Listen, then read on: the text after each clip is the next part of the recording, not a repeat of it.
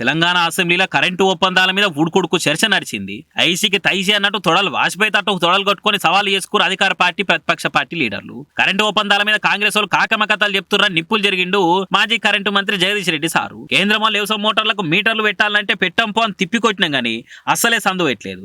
అది మా డెడికేషన్ అంటే అని జగదీష్ రెడ్డి సార్ జగడం మోపి చేసిండు. జగదీష్ రెడ్డికి ఏ పార్టీ జనంలో పతారున్నదో సూర్యాపేట పోయి చూస్తే తెలుస్తుంది. ఆయన మీద మస్తు కేసులున్నాయని మంత్రి కోమటిరెడ్డి సార్ సురుకులు అంటించిండు. ఈ కేసుల గురించి తమరే మాట్లాడాలి, పోదామా చూపిస్తావా ఎన్ని కేసులు ఉన్నాయని సవాల్ చేసిండు సారు.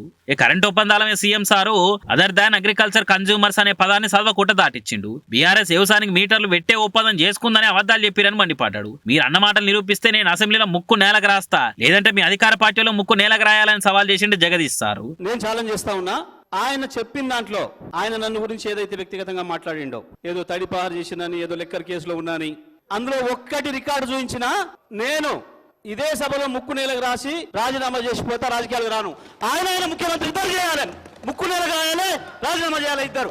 ఒకటి నిరూపించకపోయినా నేను దానికి సిద్ధంగా ఉన్నా. మరొకసారి చెప్తున్నా, ఆయన మాట్లాడిన దాంట్లో ఒక్క దాంట్లోనైనా నిరూపించకపోతే ఆయన ముఖ్యమంత్రి, ఆయన ఇద్దరు ముక్కు నేలకు రాసి రాజీనామా చేసిపోవాలి రాజకీయాల నుంచి.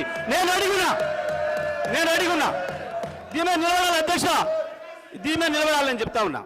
అయితేనేమో రికార్డు నుంచి తీసేయండి చెత్త మాటల్ని. లేదు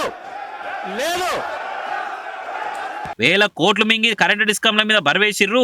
ఇప్పుడు అదంతా ఎవరు కట్టాలి? పవర్ ప్లాంట్ల పేరుతో అడ్డగోలుగా దోసుకున్నారు. అంచనా ఖర్చులు పెంచి అడ్డంగా దోసిర్రు. ఆ తప్పులను కప్పిపుచ్చుకునేందుకు ఉల్టా మా మీదనే బదనాం వేసిరని అటు సీఎం సార్ కూడా బగ్గునలేసిండు. అసెంబ్లీలో కరెంటు ఒప్పందాల మీద ఈ తీర్ల ఘాటుగా చర్చలు నడిచినాయి. ఈ కొత్త చైర్మన్ పెట్టి కమిషన్ వేస్తున్నాము, మళ్ళీ కరెంటు ఒప్పందాల వెనుకపోంటి భాగవతం అంతా బయట పెడతాము, బాధులైన చిప్ప కూడా తినిపిస్తామని వారికి ఇచ్చిండ్రు రేవంత్ సారు. మరి చూడాలి పంచాయతీ ఇంకేటి దాకా పోతుందో ఏం కథను.